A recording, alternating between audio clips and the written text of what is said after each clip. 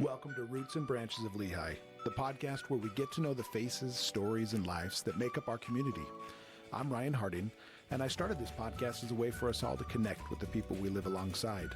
Growing up in a small town, I learned that connections go beyond blood. They're built through shared experiences, friendships, and the moments we celebrate together.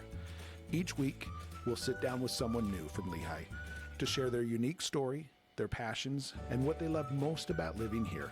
So whether you've been here for years or just arrived, join us as we deepen our roots and reach out to our branches one story at a time. Welcome, Howard Collett, to Roots and Branches of Lehi, where we get to know you a little bit better. Thank you, Ryan. It's my pleasure to be here. Yeah, I'm excited to get to know my friend Howard Collett. So I know Howard, but now everybody else is going to get to know Howard. So, oh, that's scary. and I'll get to know you at a different level too. So this will be fun. So let's start at the beginning. Where are you from? Where'd you grow up? I grew up in Ogden, Utah. Okay. Not too far. No. Did you live there your whole... All through college. Okay. Yeah. So yeah. a long time then. Yeah. Yeah, I lived in New York for a couple of years in grade school, but I grew up in Ogden, learned to love the mountains, spent a lot of time in the mountains when I was a teenager. Yeah. Any standout events from your youth? What was family life like? I just had one brother. Okay. Both my parents were college professors, and so they made education a big deal, and I should have internalized that a little bit more. It's maybe one of my regrets. I did well in high school, but Sure. when I got into college, I got into a lot of activities, good stuff. Sure. College clubs and fraternities and things like that were doing good things, but I probably should have spent a little bit more time studying. Sure. But I graduated and survived. Yeah. Okay. And so you said you had one sibling and stuff like that.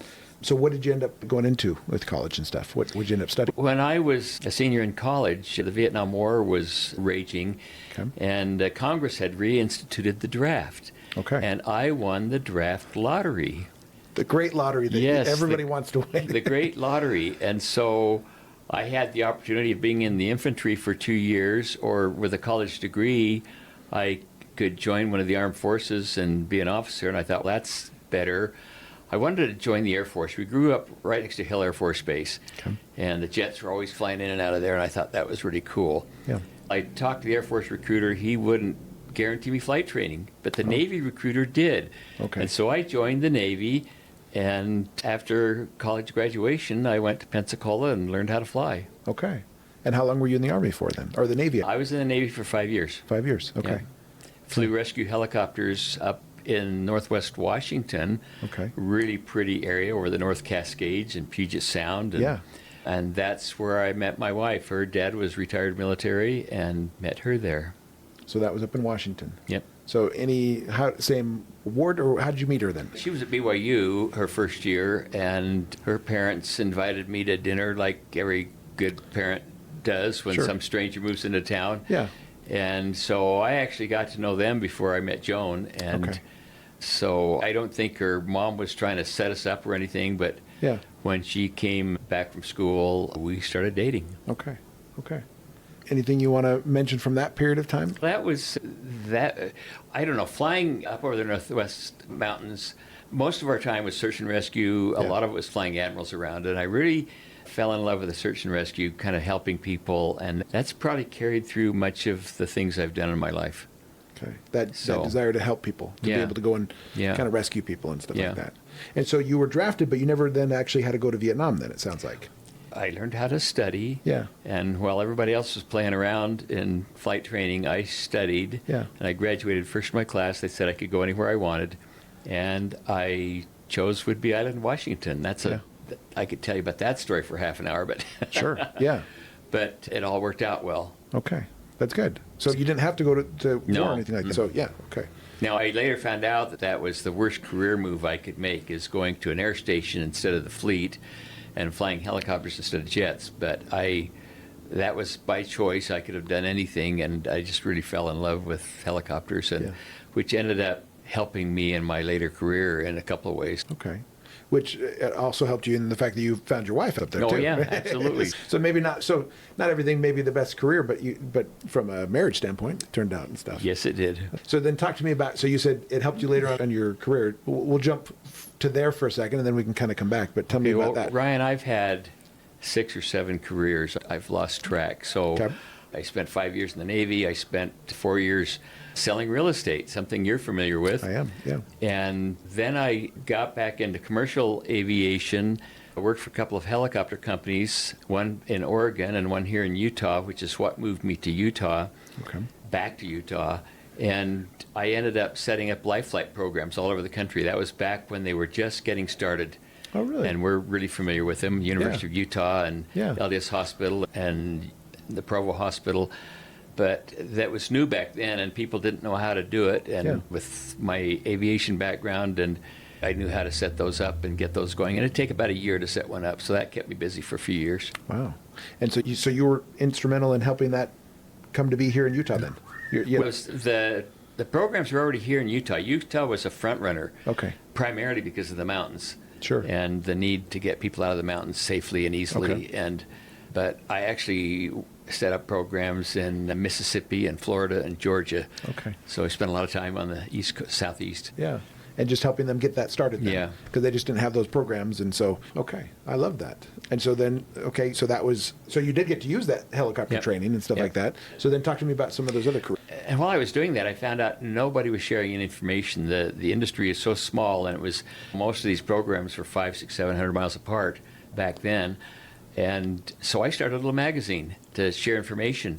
And then I would go out and do consulting, and that would give me more information for the magazine. So it fed each other. Okay. And I did that for a few years, and then I approached WordPerfect Corporation to do a magazine for them. Mm-hmm. WordPerfect, most of the people that watch this won't know of it, but back in the day, it was bigger than Microsoft. Yeah, they were. Yeah. It was an Orem company. Yeah. And I started a magazine for them, and that was probably the most fun I had. We ended up with 117 employees and had 300,000 paid subscribers in 46 countries. Wow. And that was a lot of fun. And then WordPerfect sold and went public, and actually they sold to Novell, and they didn't want to do that stuff anymore. Sure. So I ended up starting a few other magazines and consulting on magazines. Utah's not a magazine publishing state, and so Sure. again, just sharing information. Yeah. Okay. But so then that kind of stopped at a certain point then, where it just didn't make sense to keep going with that? Yeah, I hit a low. I got between things.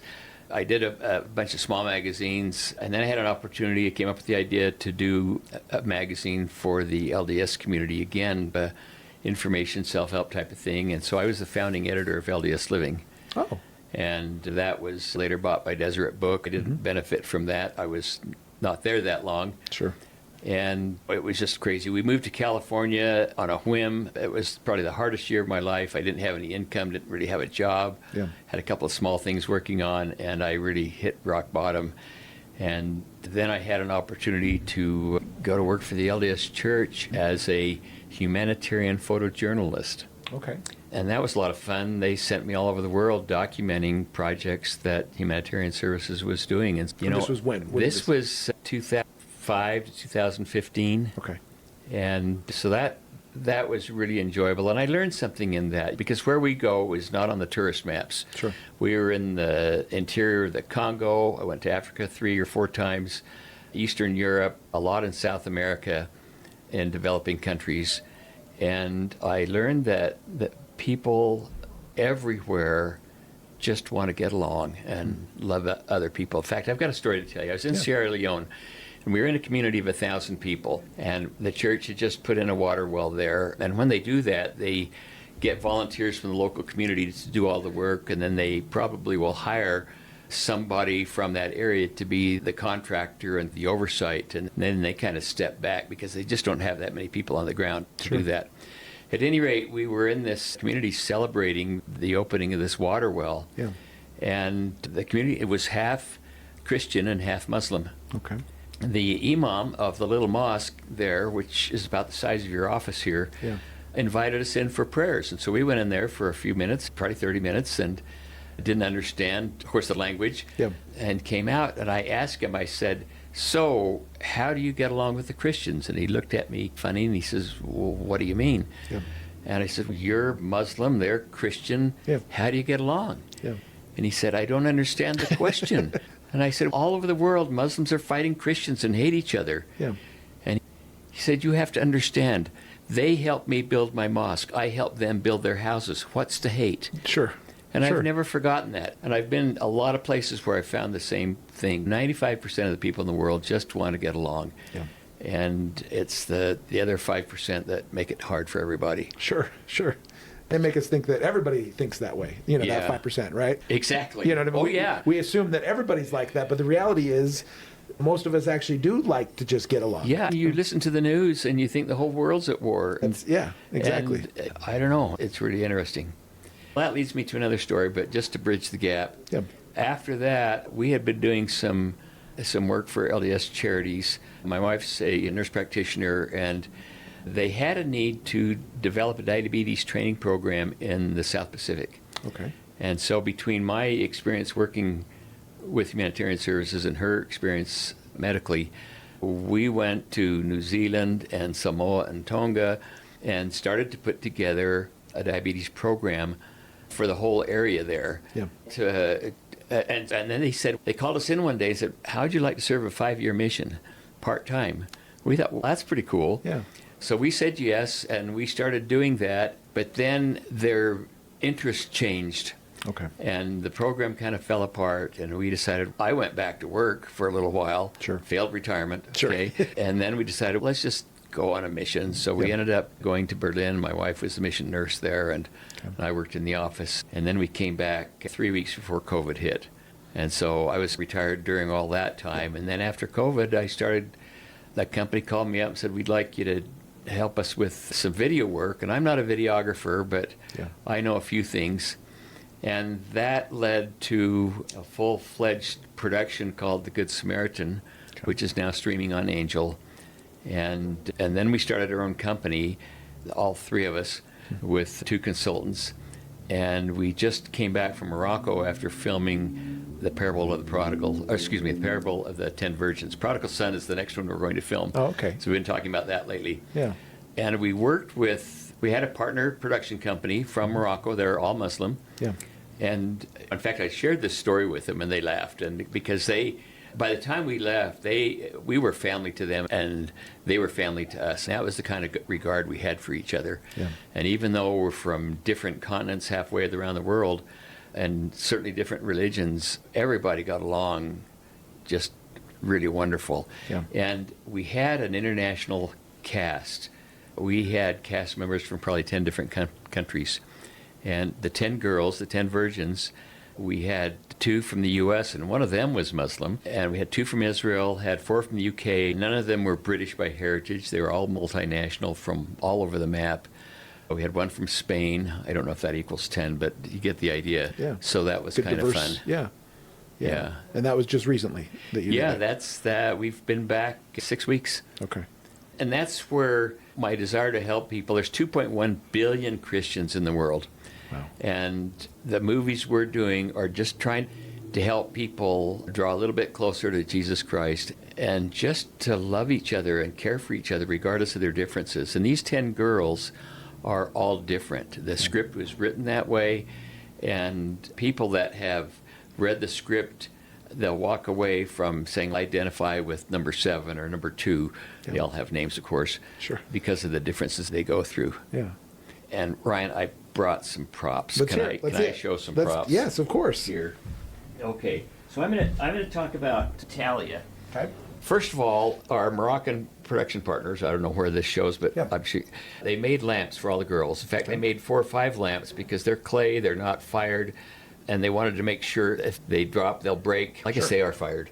But so we had lamps, and each lamp was different because some of the rich girls had ornate lamps, and some of the poor girls, this was a poor girl lamp, just very basic. And as you know from the parable, they were lighting the way for the bridegroom. And so one of the girls was called to go gather the other 9, and that was a big part of that. Yeah. But Tab, who is one of our co-stars, she was born with a clubfoot. And back then, in the first century, there was no treatment for it. There was no surgery for it. Today, when you have that as an infant, they operate on you within 2 or 3 weeks, and it's all good. But people back then worked with it. I don't know why James wrote that into the script, but she has a clubfoot. Okay, we've got to be authentic. We can't just say pretend that she's got a clubfoot. So we went to Hollywood and got a special effects artist to make us a clubfoot. Oh, wow. And it looks gross, but she would would slip this on over her leg, Yeah. and then her skirt would cover the top of it, and then she would have to walk on this. We made 2 of these because we figured one would get worn out, Yeah. and it didn't. It lasted the whole time. Oh, wow. But every girl was different. Some came from a poor family, some came from a rich family.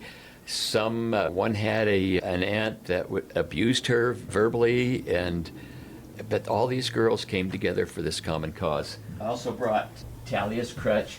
I think we made 4 of these. One of them broke, but everywhere she went, she walked with the clubfoot and this crutch, and she was worn out by the time we shot for 4 weeks. By the time that was all done, she was tired. But the story is just, again, helping people to identify with somebody and say, okay, people are different from me, and that's okay. Yeah. And that came out in the story. The parable's only 13 verses long. Yeah. And so we have a 100-page script, 110-page script. It'll be close to a 2-hour movie. So we've invented some backstories for all these girls. So by the time the main event comes, you know who they are, their strengths, their weaknesses, the challenges. There's a couple of subplots in the movie. Yeah. Somebody's trying to keep this from happening because they don't like the bridegroom. Yeah. And so there's just a lot of fun in that. That's in post-production now, and we hope to release it at Easter next year. So Easter next year. Yeah, 2027. So that'll be fun. Who wrote this? So who wrote? So James Dalrymple is one of our partners. He wrote the script, and then he's the director as well. And then I'm the producer, and which is a fancy name for kind of business manager, people, logistics, all that kind of stuff. Yeah. So this company that you're doing right now, talk to me about logistically, what does it take to, essentially you're creating a movie that will then normal people can watch and find this movie then. I get, 2-hour movie you said. Yeah. And is it only on Angel or? We have a letter of intent from Angel to release it theatrically and put it on streaming. Okay. Now, it depends on how good it is because they still have to accept it through their guild. But if it's good enough, it'll go out there. And we hope it does because, like I said, it will appeal to a lot of people, not just Christians, because the messages are universal. Yeah. I suppose there's a tiny bit of doctrine in there because we're talking about a parable. Sure. But it's a human nature film, and we're just talking about the challenges people have and how they overcome them. And every time, I've read the script many times, and I just love the way the story unfolds. And then to see it happening, I think it'll be a great movie. Yeah. Yeah, I saw you showed me a preview of it. I will admit, I was like, "Oh, I want to see that." Yeah, well, it looks good. Thank you. And I think that was even the rough cut preview. I think you said, very rough. But yeah. So, it was what does it cost to kind of produce stuff like this? There's a lot of time and effort that goes into that, right? We're an independent company. It's a low budget production, but even that is still 7 figures. Okay. And we have one major investor that has worked with us for several years, knows who we are. And then we have a lot of other people that have either donated or invested money into it. Yeah. And that's an ongoing challenge because movies are expensive. And we had a cast of, I think we had 41 cast members, we had 20 extras, and we had a crew of 115. Wow. And as producer, I kept trying to cut everybody down, but when you're filming a movie that big, you just need people to do costumes, to make. We have a scene where we made a bath. There's a Jewish ritual bath called the mikveh bath that all the girls will do, and there wasn't one over there. And so company came in, dug a hole with a backhoe. It was like a swimming pool. It was a small swimming pool, the concrete sides. We had to build the walls around it and decorate all of those things, and just that alone was expensive. And there's a number of things like that. But Morocco has 3 first-century sets in Ouarzazate where we filmed, and then a museum and an ancient village and an olive grove, all within 30 minutes of our hotel. Okay. And so it made it really convenient to do it there. And you were able to do the whole movie then in 4 weeks, essentially. Yeah, we were there for about 4 weeks of pre-production. Okay. And then 3.5 weeks of filming. Okay. Wow. Yeah, that's a long time. Yeah. But at the same time, I'm sure that was packed in that period of time. Long days, I'm guessing. Oh, yeah. 12-hour days, 6 days a week. Okay. Yeah. Wow. Yeah. And does Angel, so you mentioned you have a letter of intent with Angel. Mm-hmm. Do they help financially funding things or no? Okay. It's just. They have in the past. Their current model is not to do that. I think they're kind of swinging back around. If they really like this, we hope that will come into play. But right now, they only will look at completed movies. Okay. And if they like it, they'll put it on there. You've seen several here lately. Because other companies will produce them, and then they become the distributor. Yeah. Okay. Okay. And so with Good Samaritan, so you did that. That was the previous one. That was a short film. It's kind of the pilot for this. Oh, okay. Okay. So how long is that then? It's 45 minutes. Okay, so short, but it's on Angel, you said. Yes. And it's doing quite well. Okay. And was that similar as far as funding it goes and everything like that? It was about an eighth of the cost of this movie. Okay. It was done very tight. We had a smaller cast, a much smaller crew. Yeah. We filmed it all at the Goshen set out south of Utah Lake. But that's Jerusalem, and that parable worked well for Jerusalem. Yeah. The 10 Virgins is in a Jewish village, and that doesn't work out there. And so we looked all over the world to find a Jewish village, and Morocco kept coming up. And Okay. And so then you're able to go to Morocco. Yeah. Yeah. Anything else? I think you'd mentioned how good the people were as far as that you were meeting with there and stuff like that. Just very easy to work with and stuff there. Anything else from that time that you want to share? We certainly had our challenges. We had some weather challenges, mostly from the wind and the heat, but it all worked out. There were several days where it doesn't usually rain in June there, but we had 2 or 3 mornings where we woke up and it was just a downpour, and we thought, gee, we're going to have to cancel this. Yeah. And we said, no, let's go ahead. So we drive out to the set, get everything set up under a tent, and then the time for filming comes around, the skies would clear, and it was great. And I personally feel that somebody wants this film made, and we are trying to do it. Like I said, it's good for all Christian religions. There's no doctrine that sides to one religion or another, and even our Muslim friends were enjoying it. And so it's just a lot of fun to do that. Yeah. It seems like we're seeing kind of a resurgence in. I think of The Chosen, right? That's like the flagship one. It seems like it's done really well. But it seems like there's been more and more of these movies that are more Christian dominated or just wholesome good. Are you seeing that too? Do you see that change that's happening? It seems like Hollywood, I don't know, maybe Hollywood's let us down. We're like, all right, we're tired of only Hollywood stuff. And Hollywood makes good movies too. It's just they also make crap too, right? And so, unfortunately, Hollywood appeals. Everything is over the top with explosions and fast action and things like that. None of it leaves you walking away feeling better about yourself. Our company is named Emmaus Road Media. Okay. And on the road to Emmaus, the 2 disciples were walking with the resurrected Christ, and they didn't quite know who he was until later in the day. Yeah. And after he departed from them, they said, did not our hearts burn within us? Mm-hmm. And that's what we want to do with our movies, is people walk away from these movies with their hearts burning within them and seeing, maybe I can make a little change in my life to be kinder, gentler, more intentional on the kinds of things that I do, and help make a difference in other people's lives. Our story of the 10 Virgins is also a story of, especially these girls helping each other. Talia, a lot of the people reject her because even in our society, unfortunately, people that are different don't often fit in. But one of the other girls decides that she's going to be her friend and keeps her involved in the group and buoys her up when she's feeling down. Yeah. And so that's a good thing. And there's other instances of that. Elisa, who is kind of the leader, and she's going out and finding all these girls. She's not just finding her best friends. She's finding people that she feels inspired to find for this special calling as it is. Yeah. And so that's part of the plot of the story too. And it's just, I don't know, I'm too close to it, but I like it. Well, for a little while. But any other cool stories from that time of, recording the movie, writing the script, producing it now, as far as you guys are in editing now and making it good? Any other stories or any other things from that you want to share? Well, typically the girls in first century, they would get married as teenagers, and it wasn't uncommon for girls to be married at 14, 15, 16. Today, that's not culturally acceptable, and so we didn't want to cast young girls for that reason. Also, most girls that age don't really act all that well, so our cast ranges from, the 10 girls ranges from 18 to 25, I believe. Okay. And I'm certain they were inspired for these parts as well, because their performances were over the top in a good way. They didn't let us down. They did a really good job. Yeah. And that's essential. We brought them in 3 or 4 days early. I didn't want to as a producer because that's going to cost more money. Yeah. But we did, and they bonded very quickly because, like I said, they came from all over the world. And that shows in the film that they have this bond and this friendship, and they face challenges in finding the oil. Into the script also, it's a bad year for olives, and so olive oil is expensive and it's rare.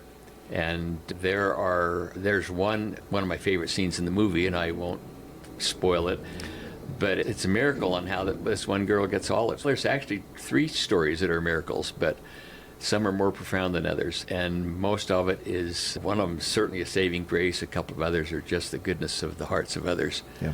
And so that it's going to be a great movie. Yeah.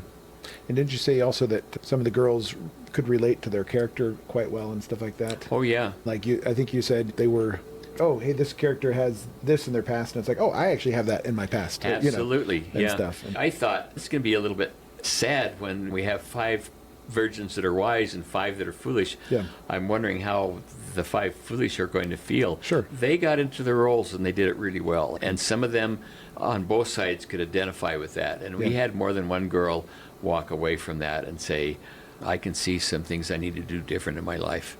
Awesome. And these girls there were probably 1 or 2 that were involved in their religion. Most of the rest of them were either agnostic, maybe even a couple of atheists. But every single one of them was touched by this film. I think every single cast member was. They could feel the power of it, and so that was kind of fun. They did a marvelous job. I have to hand the credit a lot to them. Sure. How did you find them? What's We went through a casting agency in London. Okay. And they found most of them. We found a couple that we'd worked with before, or we had auditioned for other films that we wanted to use, but most of them came from this casting agent. And once he and she, there were 2 of them, knew what we wanted, they found them, and then we'd audition them all, and that process took a couple of months just for that. Wow. Yeah. So a lot goes into it. And there were girls that we hired, that we just had felt these are the right people. Didn't really have a resume behind them, but we just felt good, and they didn't let us down. Good.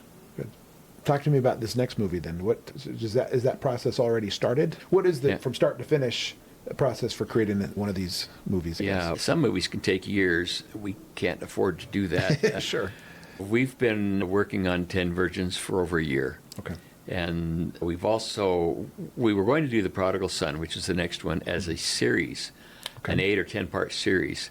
And everybody we talked to said, no, this needs to be a movie. Our production partners in Morocco said, no, this needs to be a movie. We went over to Morocco the first time to scout for The Prodigal Son. And the more we talked to them, they kind of said, you need to do the 10 Virgins, which is what I wanted to do first anyway, because I figured a lot of people aren't going to know this story. It's going to be intriguing to them.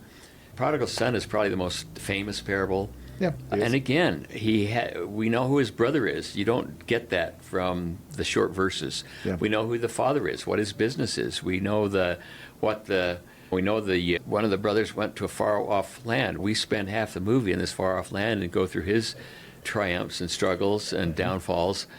But we also have these flashbacks to the other brother, because he's trying to take care of the estate with his dad, and he's the good guy. And so we have a story there as well. And so it's I think people are really going to like that too. You kind of know what the outcome is. His son comes back and he's welcomed by his father. Yeah. But it's not quite that simple, and at least in the story. So we don't do anything in our stories that are contrary to what the scriptural account, but we add a lot to it. And we've done a lot of research. We've talked to scholars. We talk to people on location, and so we get a good sense of what family life would have been like, what they have been doing. And so we try to be as authentic as we can, but we still write a good story. Sure. Which that is the challenge that a writer has, right? Is because you're taking, like you said, very few verses and then trying to expand it. But that's what makes the scriptures come alive, though, too. That's why I think we like these stories, right? It's because all of a sudden it's okay. And I think as a viewer, I can watch these things and say, okay, I get that there was some creative license here. I like that interpretation. Is that what happened? We don't know, right? Yeah. But I like sometimes where I get to see inside the writer's head and saying, okay, hey, yeah, they take it that way or this way. And because it expands my own, it's like reading the scriptures in a different language or a different translation. The same words, but they're differently used. And so you get a little bit more oh, I hadn't thought of that word being used this way, or I hadn't thought of it this way. And I think that's what you're doing with these movies. Well, The Chosen opened that up a little bit. I haven't watched all the episodes, but one of my favorite episodes is Matthew. He's probably autistic. Yeah. And he's got a few challenges. And again, because he's different, everybody else looks down on him. And he's kind of a nerd. Totally. And he ends up being one of the apostles. The Lord uses us for our hearts and deals with the rest of it, I think. And that's really, it makes sense because he's taking notes all the time. And yet we know we have a book by his name. And so it makes perfect sense. Yeah. Yeah. No, and was the actual Matthew autistic? We don't know. I would say he makes a pretty good case for that. You know what I mean? Obviously good with numbers, they're very studious on the writing. Because Matthew is a very accurate account, very descriptive account and stuff. But the characters have to be believable. They can't just be over the top. And that, I think we have a really good writer in James, and I think it's going to be a lot of fun. And then he gets to direct his own writing, and we learn things. We'll be in the middle of something and change things because it just doesn't work. Yeah. But that's good, too, because he knows the end from the beginning. Sure. That's probably the benefit of him directing his own thing, because he can be like, okay, I wrote this, I don't have to, because sometimes somebody might be like, I have to be married to this because that's the right, it's like, no, I can go different, it's my stuff, so I can switch it and stuff. Yeah. Okay, good. Yeah. Obviously, the production company and stuff like that, it's taking you out of retirement. Talk to me about, why, you mentioned you've had 6, 7 careers. Why? Why do you think you are so entrepreneurial? What drew you to that? Why?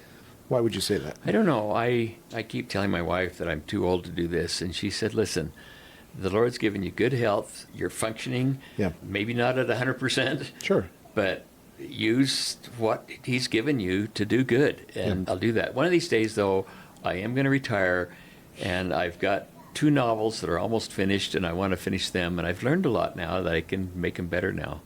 So that's kind of fun. So it's not 2 novels you're reading, 2 novels you're writing. Okay.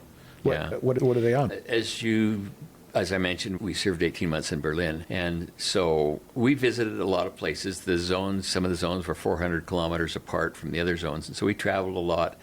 Every once in a while, we'd have an hour or 2 to visit something, not a lot, but we ended up visiting a lot of places in Germany, and so I started to get the idea there for a spy novel about an American diplomat and a Russian spy that were both assigned to Berlin. And I don't know, I kind of like it. It's kind of fun, has a lot of intrigue in it. And it's not so much about espionage, it is about power. And it has one of the larger countries in that part of the world wanting to take over another one, all over energy policy. And I wish I had gotten it done 3 or 4 years ago, because things have happened during that time that I prophesied in the book. You're like, oh, man, I saw these things coming. You were ahead of your time. So I like to create things, and so that kind of answers your question as well. The other one is called Lost in the Wilderness, and it's about an 11-year-old girl that gets lost in the high Uintas. Okay. And I spent a bunch of time with family and scouts up in the Uintas. So again, I know the area, I know the challenges up there, and in fact, there have been people lost up there, and some have never been found. Yeah. And so there's a little bit of contemporary interest there. KSL had a podcast, again, I wish I'd finished the book, because it was about a New Zealand hiker that was missing up there for 5 years. Oh, wow. And it goes through all his events. And then the podcaster retraced his steps probably 2 or 3 times to try to figure out what had happened. So anyway, again, it's a lot of realism mixed with a little bit of inventiveness. Sure. Yeah. And some more challenges other than just being lost. And so totally different story, but I hope to finish that. So we'll see. So I got to retire again to do that, though. I don't have time now. Yeah, you don't have time to do it. You're working. Why do you keep working then too? Why do you keep doing things? I've always been creative, and I like to figure things out. I've always had a knack for figuring out what makes things work. And that carries over when you are trying to invent a story, be it a parable or one of these books, because you can introduce things that have a little bit of a background that it's hard because you can't stray away from the story or people close the book and never open it again. Yeah. But you need to make the characters interesting and have some depth to them, or they're not interesting. Yeah. I don't know. I just like to do that, and probably, even if I retire from this business, I'll probably work part-time for them as long as they'll have me if there are things I can do, because I just like the product that's coming out. And if I can, who am I? I don't have any long Hollywood resume or anything like that, but you have a good story and you get good people around you, that's what it takes. Yeah. From my WordPerfect days, I adopted a slogan that said, hire good people and get out of their way. And I'm still doing that. Yeah, good. Do you have a favorite job that you've had? Obviously, you've had quite a few. What do you have a favorite? Probably the WordPerfect magazine was a lot of fun. The movie currently is way up there. But we started with 5 people that didn't, only one of them had any, 2 of us, myself and one other, had any publishing background. Yeah. Utah's not a publishing state per se. And we would hire young people that knew nothing about it. We'd send them back east to training seminars, and they'd come back and we'd get out of their way. And I just like to see people grow. And if you've got time, I'll give you one more story. Let's hear it. Yeah. I had a girl that, she was probably 18 or 19 when we hired her. We hired her as a receptionist. And then the company really started growing, and she was the one that was screening all the applicants that would come in, to be hired. And one day she came in and said, this is ridiculous. We need some kind of a database to do this. And WordPerfect Corporation had developed a small database, and she took it home on Friday, and on Monday she came back with a working HR database. Oh, wow. So she started getting promoted because she didn't know what she couldn't do, and so she'd just do it. Yeah. She ended up being in charge of the pre-press department. And this is before computer to plate. Right now, you do everything on your computer and send it to the printer. Back then, you'd do it. You'd have to lay it out in film and cut these films on these big mats and put the pictures in separately and send them to the printer. And you'd have dozens of these that would go in to make up a 100-page magazine or so. Not dozens, but 6 or 7 or 8. And our printer was in Illinois. One day, she sent one of the pages that was wrong. Yeah. And so they printed a section of the magazine, it was a 16-page section, and she went back to proof it and realized her error. And so she came into my office one day, she says, and she was really looking sad. And I said, what's wrong? She said, I came here to get fired. And I said, why? She said, I just made a $20,000 mistake. Oh, no. And this is, $20,000. 30 years ago. Yeah. I had made the exact same mistake in my very first tiny little magazine. It cost me $500. Wow. Which was a lot to me. Yeah. And I guess you won't make that mistake again, will you? And she was surprised and fired. 6 months later, our contract came up with the printer, and I was always the one that would go back to renew the contract. I sent her back to renew it. She came back with a 2-year contract. We had 2 magazines at the time that saved $500,000 over what we were doing. Wow. And so that experience turned that $20,000 mistake into $500,000 savings. Wow. It was, some of it was just figuring things out, but that's what she did. And so, you've got to work with people. You can't, none of us are perfect. We're all going to make mistakes. And so that was a great lesson to me. That was just a lot of fun to see that. I love that too, Howard. And I would say the like you told her, you're never going to make that mistake again. And that's the reality. Once a mistake that big, that impacts you, right? But I think sometimes you made this, but the next guy is more likely to make that mistake because he hasn't had that $20,000. Or a different one that costs just as much. Exactly. I think especially when somebody's willing to learn and owns up to their mistake, that's, in this case, she knew she'd made a mistake and stuff. I don't know. I wish there was a better way, but mistakes are often the way we learn. Absolutely. And again, it'd be easier if we could just not have to make mistakes because sometimes there's pain that comes with mistakes, but again, that is life. That seems to be how we do it. Yeah. No, I love that. What advice would you have so you have grandkids and different people kind of starting their careers and starting off in life. What advice would you have? Obviously, you've had so many different careers. What advice would you give to that young kid in their young 20s kind of starting off and stuff like that? Stick with one career. Stick with one career. Okay. And today, that's probably not good advice because our economy is changing, technology is changing so fast. In the area we live in, probably half the people here are employed by technology. Yeah. And what we see today will be different in 5 or 10 years. And to the point that they may have to make a shift, they may have to retool their own skills. And I think the best advice I could give is never stop learning. Even if you feel like you're set on your course, see what's going on in the periphery, see what's going on around you, and and just keep learn about different things. You don't have to be just locked into one thing, and it'll broaden your horizon. One of the things, because I've had 6 or 7 careers, I'm conversant with a lot of different industries and technology and whatnot. Sure. And I know enough now to ask good questions. And that would probably be my second piece of advice, is ask good questions and don't stop at the first answer. Keep asking, and they give you a second answer. Drill down a little bit further and find out what's really at the bottom of that. And I think that's really helpful, whether you're writing a magazine or solving a business problem. Yeah, I love that. Talk to me about living here in Lehi and stuff like that. So, because you grew up in Ogden, how long you been now in Lehi for? 15 years. 15 years. Okay. Happy here in Lehi? Do you Yes. like Lehi? Yeah. Yeah. Yeah, we raised our family pretty much in Orem. Okay. Whole story behind that. We won't go into that. But one of my daughters built a house out here, and there's a vacant lot next to her. And her husband, my son-in-law, said, "Why don't you come and build next door?" And I said, "I don't want to live in Lehi." And we came out here. We visited them and came out here a couple of times. Thought, Orem's getting too busy for me. It's becoming a city. Sure. And of course, Lehi's a city I was now. gonna say, yeah. But we ended up building a house, and there were horses across the street Yes. from us, and Yes. now there's just houses across the street. Yeah. That's progress. But from a practical standpoint, we both ended up working in Salt Lake, and so that just saved us some Yeah, time commute in time, sure. getting to Yeah. Salt Lake. Joan was up at Huntsman, and I was downtown. But I don't know, we've really liked it here. There's a lot of people here are transplants. You and I have some good friends that lived here all their lives, and they're the salt of Lehi. But it's nice to get people from all kinds of backgrounds here, and I think that makes Lehi a great place to live. I think I don't get into politics much, but I feel like we've had reasonable government. I have had a couple of occasions to use police and EMS, and you couldn't beat the services they provide, the quality of people they are. They're top-notch, world-class in my opinion.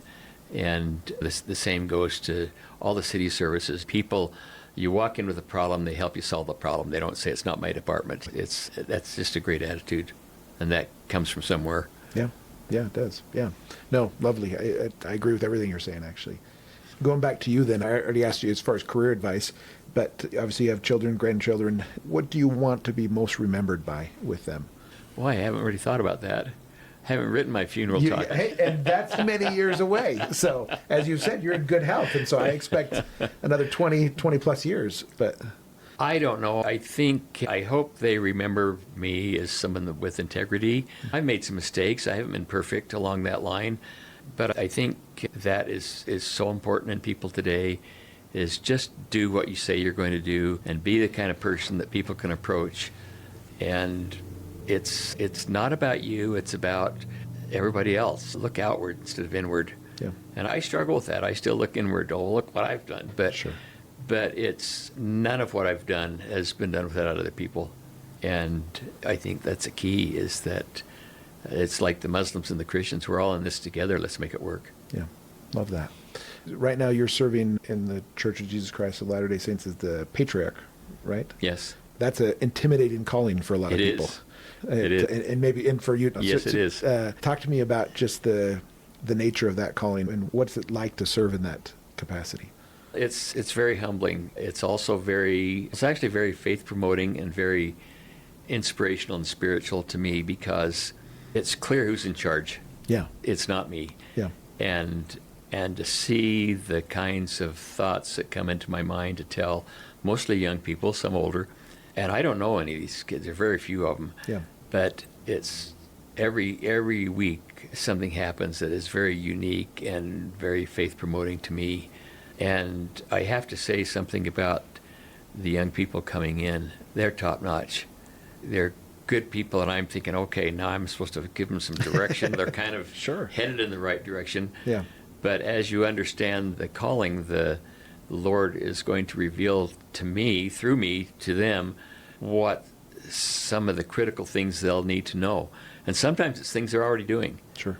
But to me, that just says, step it up. Yeah. Or keep doing it. And other times it's out of the blue. There's not a lot of big surprises.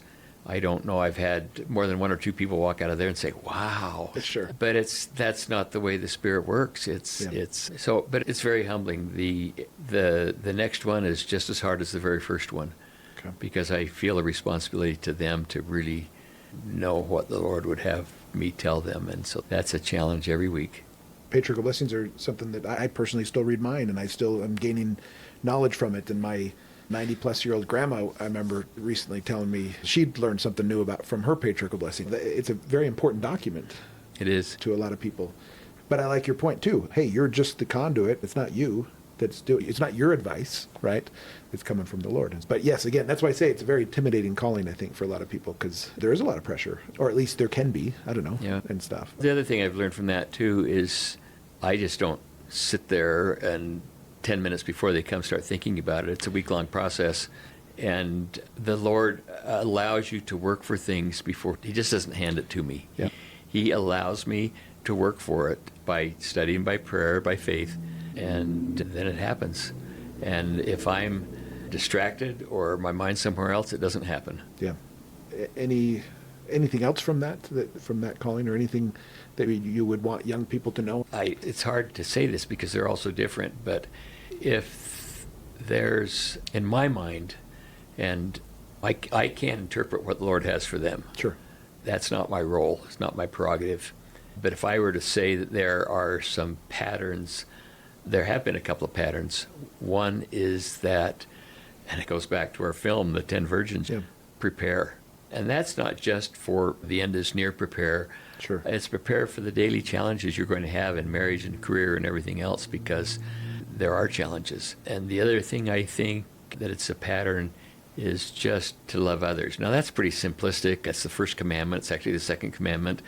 But to be aware of others and help them through their challenges. Some blessings have been very specific on that. And it's something we all can use, right? Sure. But for some people, it's more specific than others. I thought after 4 or 5 blessings, they'll all start sounding alike, but they don't. They're all different. There's a lot of, I like all that. I guess one of the things I'm thinking is just how, to your point, not preparing necessarily for the end, sure, whatever that looks like, but like you just said, the daily challenges we all have, and that is good advice. Love your neighbor, right? If we go back to the commandment and stuff. And there's a lot that makes our life better when we love people. And to love people, you have to know them too, right? You have to Absolutely. you have to really see them and understand them. And I think we live in a world that wants to paint people into boxes of, you're this politician or this political party, or you're this kind of, race, or you're, I don't know. We just box people into different things without actually getting to know what are their desires, what are their likes. And it goes things. back to the Muslims and the Christians. They were living in this 1,000 people. Sounds like a lot of people, but as a community goes, it's really small. Yes. And they live together. They're subsistence farmers. Before they had water, they'd have to hike 2 miles to get their water. Sure. They help each other with all the challenges they face in the community. And so they got to know each other, to your point. And you're absolutely right. You can't love somebody unless you know them. And that's a big thing. And it takes effort to get to know people. It does. We have to overcome, some of us, our shyness or fear or whatever. Sometimes we have to.